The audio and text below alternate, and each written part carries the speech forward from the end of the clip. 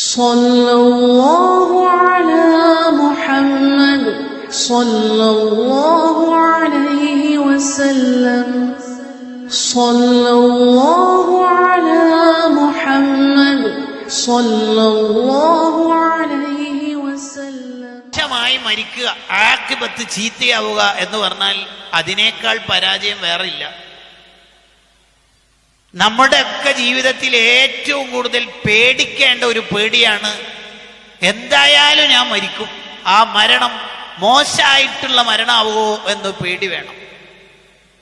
സയ്യിദുനാ ഉസ്മാൻ ബിൻ അഫ്ഫാൻ റളിയല്ലാഹു അൻഹു പറയുന്നതാണ്, എപ്പോഴും പേടിക്കണം, ഈമാനില്ലാതെ ഞാൻ മരിച്ചു പോകുമോ എന്ന പേടി വേണം. ഒരാൾക്ക് ആ പേടിയില്ല എന്ന് വിചാരിക്കാം, ഞാനാ അങ്ങനെ മരിക്കാനാ, എത്ര കൊല്ലായി ഈ പ്രസ്ഥാനത്തിൽ, അല്ലെങ്കിൽ ദർസിൽ, അല്ലെങ്കിൽ മുത്തല്ലിമായിട്ട്, അല്ലെങ്കിൽ ഇങ്ങനെ. ഒരാൾക്ക് സ്വന്തം തോന്നുകയാണ് എൻ്റെ ഈമാൻ നഷ്ടപ്പെടൂല എന്ന് തോന്നുകയാണ്. മാ അമിന അഹദുൻ അലാ ദീനിഹി ഇല്ലാ സുലിബാന. അങ്ങനെ ഒരാൾക്ക് തോന്നിയാൽ അയാൾ ഈമാൻ നഷ്ടപ്പെടാനുള്ള സാധ്യത കൂടുതലാണ്. അല്ലാഹു കാത്തിരക്ഷിക്കട്ടെ. മഹാന്മാര് പോലും ഭയപ്പെട്ട ഒരു കാര്യമാണല്ലോ സൂഉൽ ഖാത്തിമ, മോശമായിട്ട് മരിച്ചേക്കോ എന്ന് പേടിച്ചു. സ്ഥിരമായി ഹജ്ജ് ക്ലാസ് എടുക്കുന്ന മനുഷ്യൻ ഈമാനില്ലാതെ മരിച്ചത് കിതാബിലുണ്ട്. വർഷങ്ങളോളം പള്ളിയിൽ ബാങ്ക് വിളിച്ച മനുഷ്യൻ ഈമാനില്ലാതെ മരിച്ചത് കിതാബിലുണ്ട്. നമുക്കോരോരുത്തർക്കും ആ പേടി ഉണ്ടാവണം.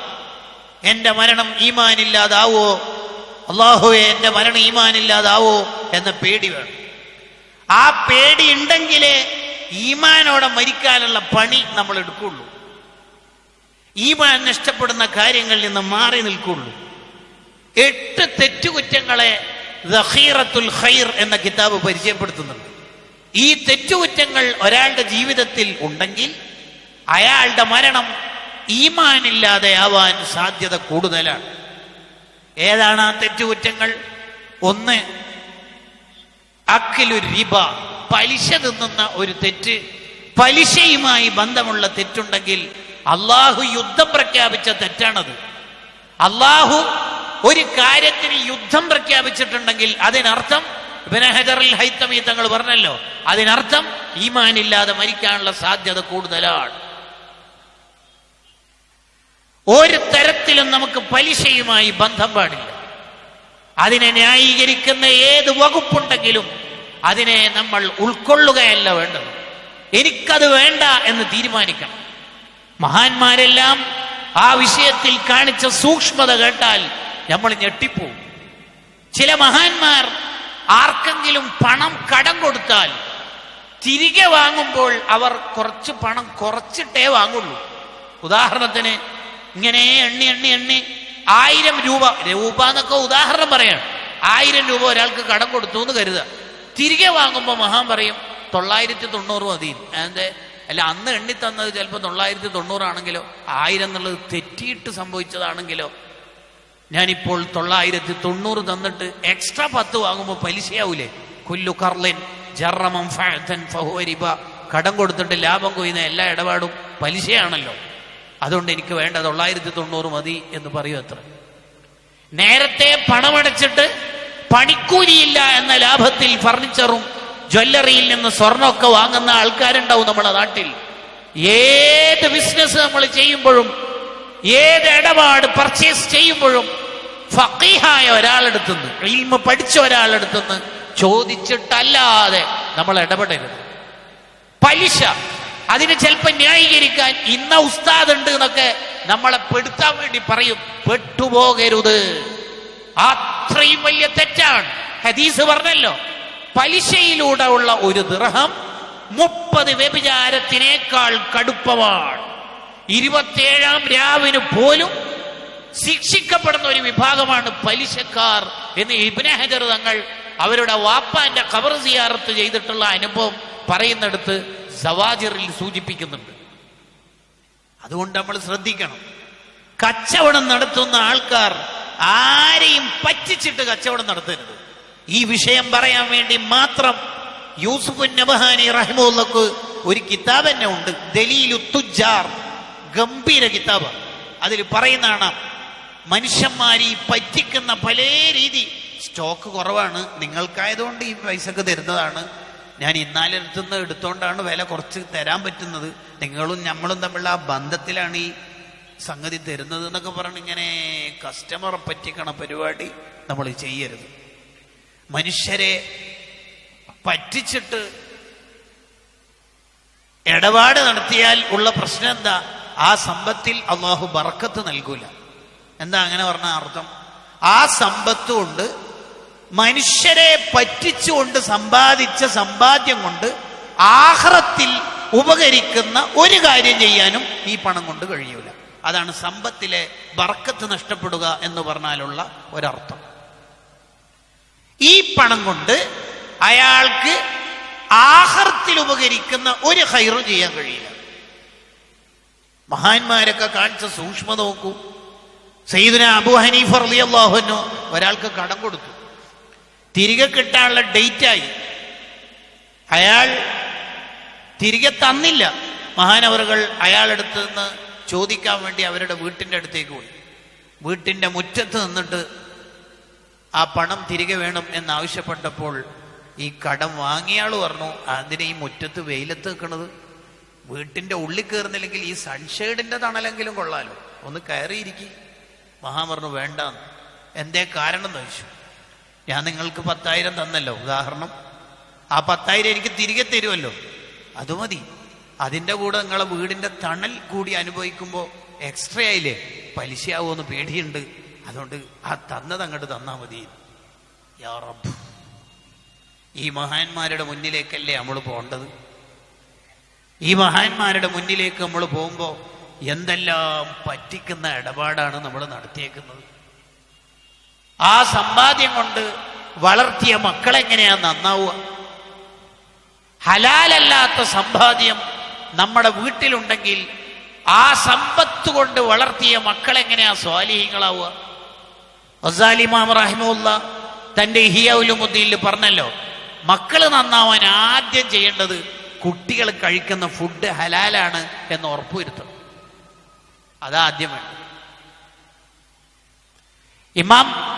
ഇമാമുനൽ ഹറമൈനി റളിയല്ലാഹു അൻഹു സംവാദം നടത്തിക്കൊണ്ടിരിക്കുമ്പോൾ പെട്ടെന്ന് വാക്കിലൊരു ഇടർച്ച പോലെ. അപ്പൊ ശിഷ്യന്മാരൊക്കെ ഞെട്ടിപ്പോയി. എന്താ ഉസ്താദിന് അങ്ങനെ സംഭവിക്കൂലല്ലോ, എന്താ സംഭവിച്ചത്? മഹാനവറുകളോട് സംവാദം കഴിഞ്ഞിട്ട് ചോദിച്ചു, ഉസ്താദിന് എന്താ അങ്ങനെ പറ്റിപ്പോയത്? അതെ, എൻ്റെ വാപ്പ ഇമാം ജുവൈനി റളിയല്ലാഹു അൻഹുവിന് ഒരു നിർബന്ധം ഉണ്ടായിരുന്നു. എൻ്റെ ഉമ്മനോട് പറയത്രേ, എൻ്റെ മോനിക്ക്, അഥവാ ഹറമൈനി ഇമാം സ്വന്തത്തിനെ കുറിച്ചാണ് പറയുന്നത്, എൻ്റെ മോനിക്ക് പാല് നീ മാത്രം കൊടുത്താൽ മതി. അന്ന് ഈ അടിമ സ്ത്രീകളൊക്കെ പാല് തരാൻ വേണ്ടി വരുന്ന കാലമായിരുന്നു. അവരാരുടെയും മുലപ്പാല് കൊടുക്കരുത്, നിന്റെ പാല് കൊടുത്താൽ മതി. നീ കഴിക്കുന്നത് ഹലാലാണ്, അപ്പോൾ നിന്റെ പാല് ഹലാലാണ്, നീ കൊടുത്താൽ മതി. ഒരു ദിവസം എൻ്റെ കരച്ചിൽ കൂടിയപ്പോൾ വീട്ടിൽ ജോലിക്കെത്തിയ ഒരു സ്ത്രീ എനിക്ക് പാല് തരാൻ ശ്രമിച്ചു.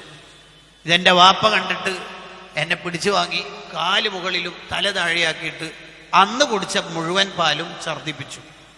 എല്ലാം പോയിട്ടുണ്ട്, എന്നാലും ഉണ്ടാവുമല്ലോ ഒരു കബത്ത്, എന്നാലും ഉണ്ടാവുമല്ലോ ഒരു ചെറുത്, എന്ത് അണ്ണാക്കിന് പറ്റിപ്പിടിച്ചിട്ടുണ്ടാവുമല്ലോ.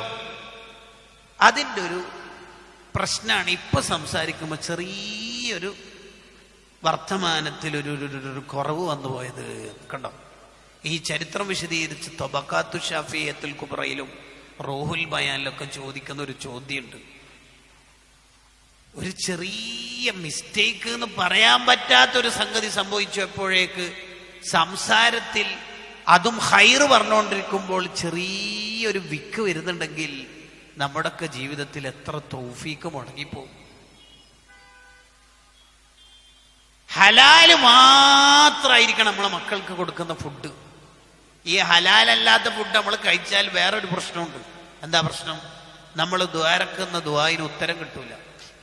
മത്അമുഹു ഹറാം, മൽബസുഹു ഹറാം. അവൻ കഴിക്കുന്ന, അവൻ ധരിക്കുന്ന, അവൻ കുടിക്കുന്ന എല്ലാം ഹറാമാണ്.